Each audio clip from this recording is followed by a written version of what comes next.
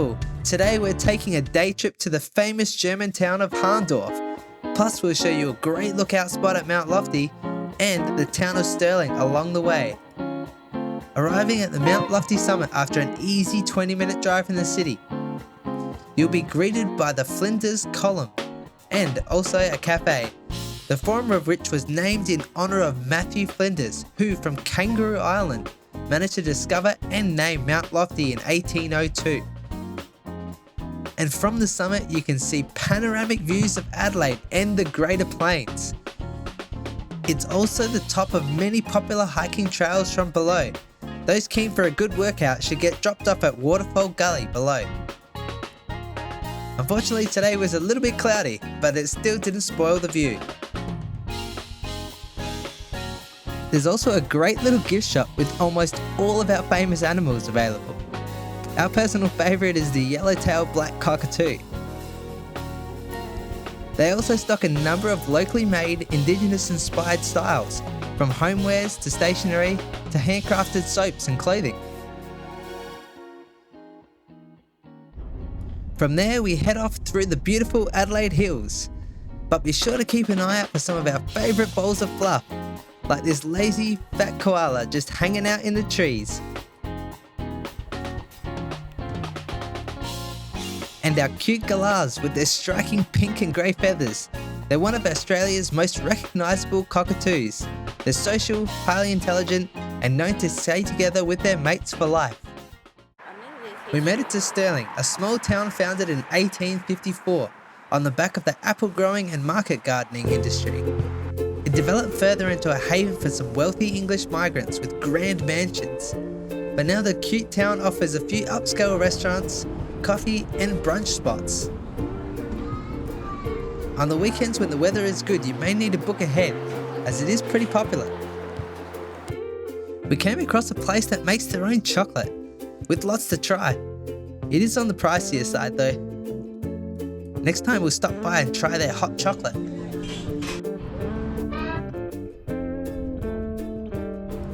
Starting to get hungry, we decided to stop for brunch at Miyuki Japanese, which also stocks some Japanese snacks.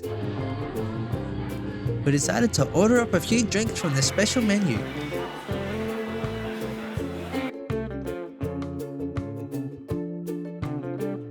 We ordered up tempura sets and katsu sandos. It wasn't authentic Japanese, but it was reasonable value for money.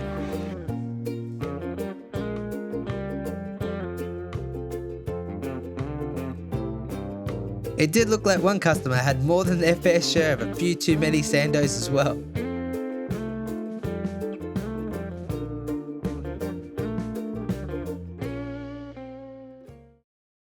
Heading through the beautiful tree-lined streets, we soon arrived at our main destination, the town of Hahndorf.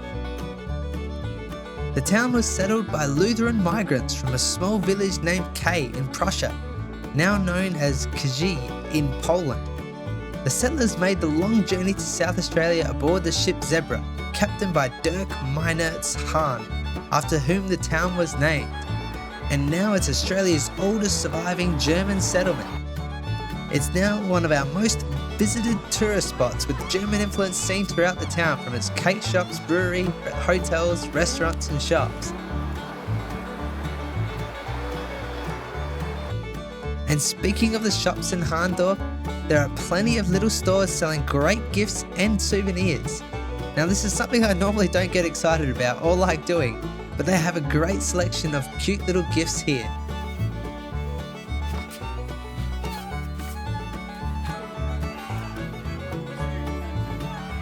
Continuing on through the town, you find fancy bars, but also two very old German hotels.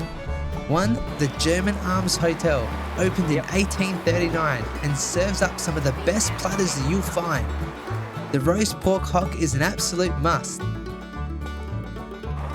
And just down the road, there's a newer restaurant called The House, which does an equally impressive platter. Which is your go-to in Hahndorf? Let us know in the comments.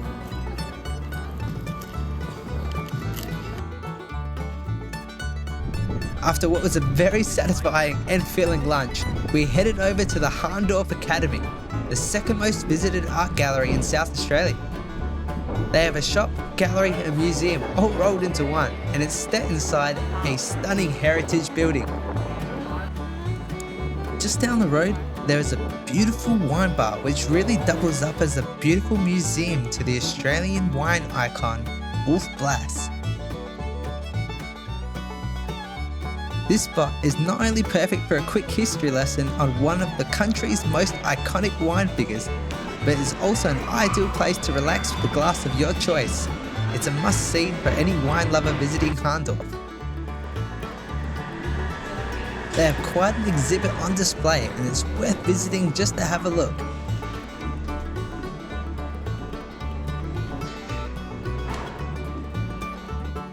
Next in our tour is the old German village shop. It's an absolute treasure trove of authentic German craftsmanship right in the heart of Hahndorf. This charming shop is packed with imported, handcrafted goods including towering nutcrackers, beautifully intricate cuckoo clocks in every size from petite to cute and grand and elaborate. There's also a stunning collection of steins and old world toys.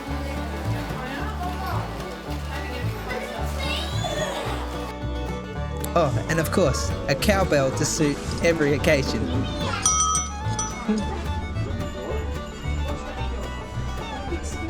Now there's plenty more to explore, but we had to make time for our final stop. Just down the road is the famous Beerenberg Farm, a perfect stop for a sweet treat or even a savoury bite in their cosy cafe. But it's not their croissants or even muffins that really draws the visitors in. It's actually their iconic strawberry farm, which has helped inspire an amazing shop filled with all kinds of different sauces, marinades and foods that you could think of. The star of the show here is definitely their original strawberry jam, often considered one of the best in Australia and an absolute top favourite of ours.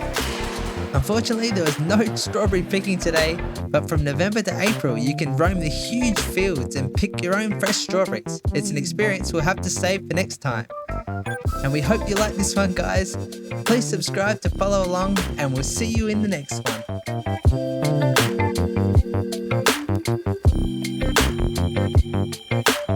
one.